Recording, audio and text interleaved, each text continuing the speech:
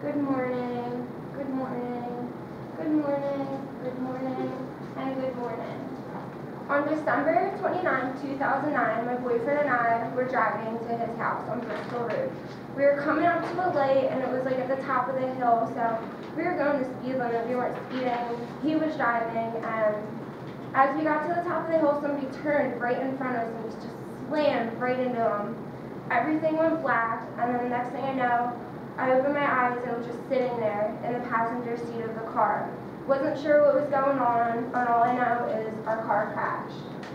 The first thing my boyfriend does is he asks me if I'm okay, and at first I think that I'm fine, and then out of nowhere, I feel a shooting pain in my foot, my right foot and ankle, and it really hurts, and I'm not sure if I'm alright, and I try and walk, and it hurts really bad, so I had to be taken to the hospital in an ambulance, and I ended up with a broken foot. And every day I am so glad that I wore my seatbelt in that car accident, because I could have gotten far more injured than just a broken foot. Like, it's a pretty bad accident, our window smashed, everything. So my seatbelt really helped me a lot. After being in that car accident and doing like a lot of research on how seatbelts help everyone, I realized that it's like the most important choice you can make when you get into your car is just to put your seatbelt on. Simple, and it takes 2 seconds. This is especially important to our class because according to an article in Current Health magazine, about 60% of teen drivers and passengers killed in car crashes in 2002 were not wearing their seatbelts. And I know we're not all teenagers, but we're close to the age, well, like probably just a little bit over, and we still have the same mindset not to wear your seatbelt. So I'm here to persuade you guys to wear your seatbelts every time you're in a vehicle, if you're driving or a passenger, and especially even if you're in the back seat. I know a lot of people think they don't need to wear a seatbelt if they're in the back seat, that they're fine, nothing will happen to them, but it's not true. One important reason, obviously, that you should wear your seatbelt in a car is you can get seriously injured, even die. The National Transportation Safety Board states that in 2009, 23,000 people died as occupants in motor vehicle crashes, and 55% of the people who died were not wearing their seatbelts. Another reason to wear a seatbelt is if you do get in a car accident and you're not wearing your seatbelt, obviously you can get really injured, and hospital bills, your insurance, and being out of work can get really expensive. And they estimate that it can cost $1.1 million if you're critically injured in a motor vehicle accident. Now that you know the negative things about not wearing a seatbelt, I'll discuss their effectiveness. And right now, I'm actually going to show you a slide or two just to help you guys visualize what can actually happen to you. If I turn off the first 2 lights, I don't want to turn off everything. Slide, please. This is a car that obviously was in a really bad accident. You can imagine how much this will cost you. Obviously, you don't want that. Next slide, please. And this could end up being you. You could be in the hospital seriously injured. Obviously, this guy's foot's broken. He's really messed up, and he wasn't wearing his seatbelt in this accident. Slide off, please.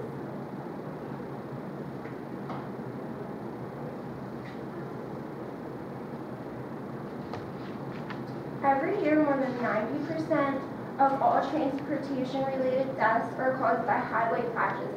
The single greatest defense against dying in a highway crash is wearing your seatbelt.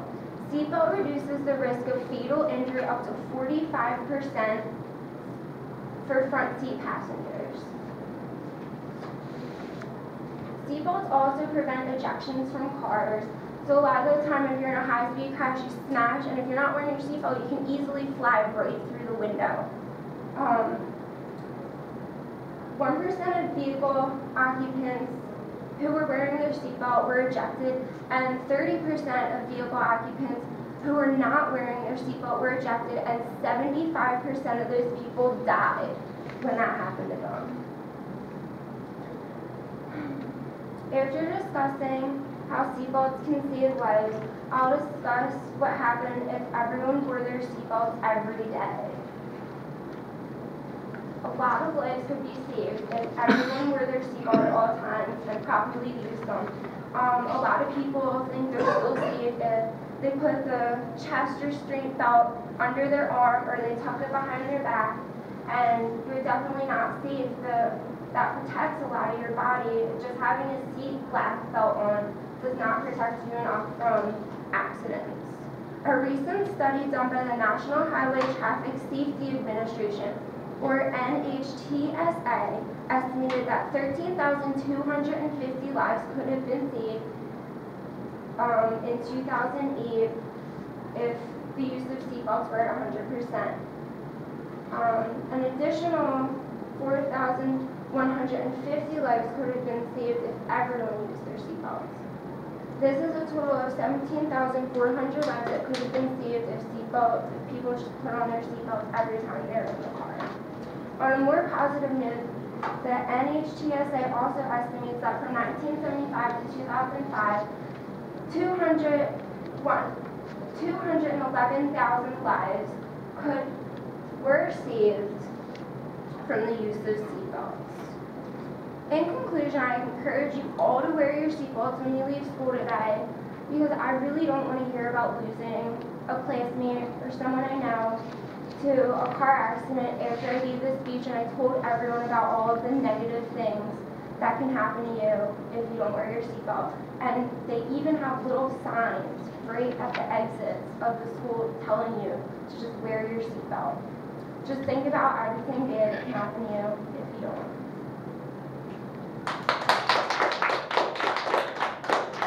We have 3 5s.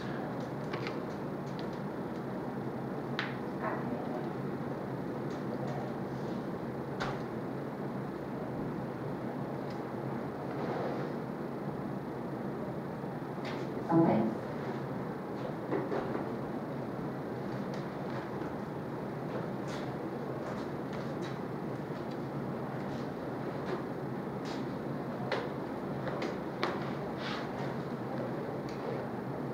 Elena, before you leave today, when we get together to go over the feedback forms, would you please show me your point keeper? Oh, sure. Thanks.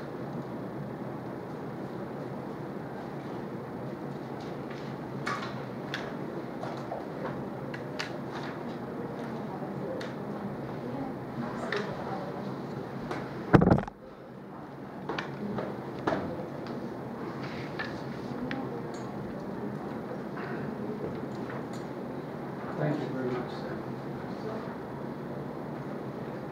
sir. Jeff, you can bring me apart if you have the time. Okay, thank you. Yeah.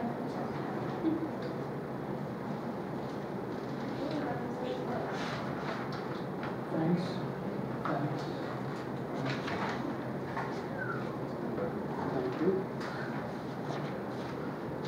Well, I want to congratulate you on what I feel is your finest work to date.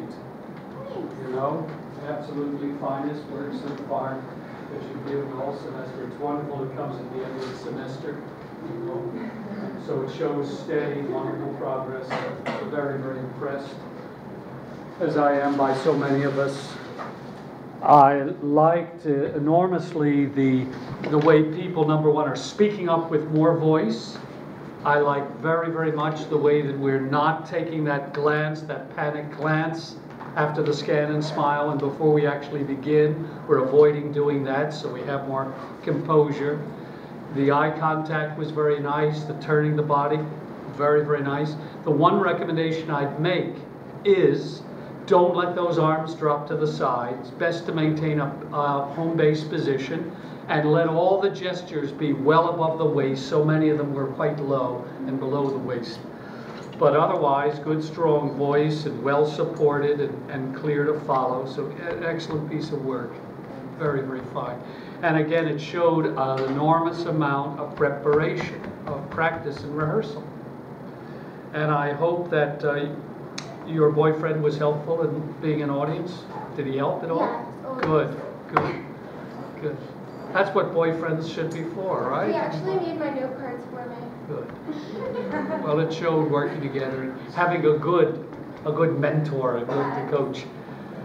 Now listen, we've heard the two speakers scheduled for today. So what I'd like to do is hear a few exercises. So we have to pull out some cards, index cards, fill them out.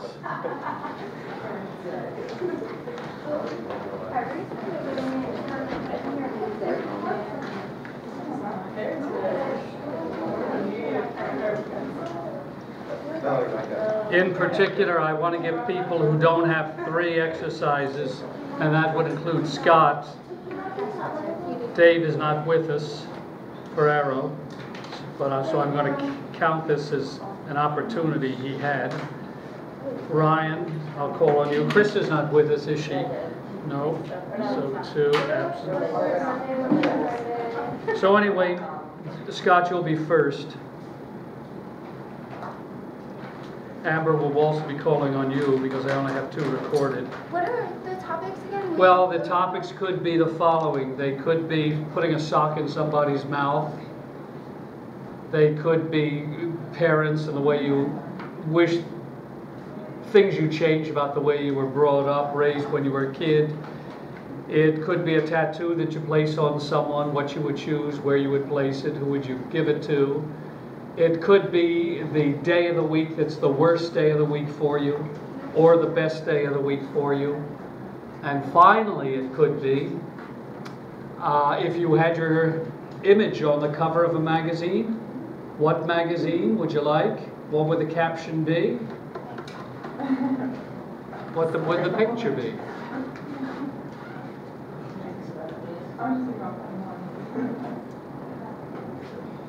And Scott, if you would, before you speak, actually turn off the projector. Right over here, above your, where it says, it's the green button. A red button, rather, red button. Middle red button. Hit it again, please. What do you mean? I'm sorry, I was. It's okay. On my car. It's okay.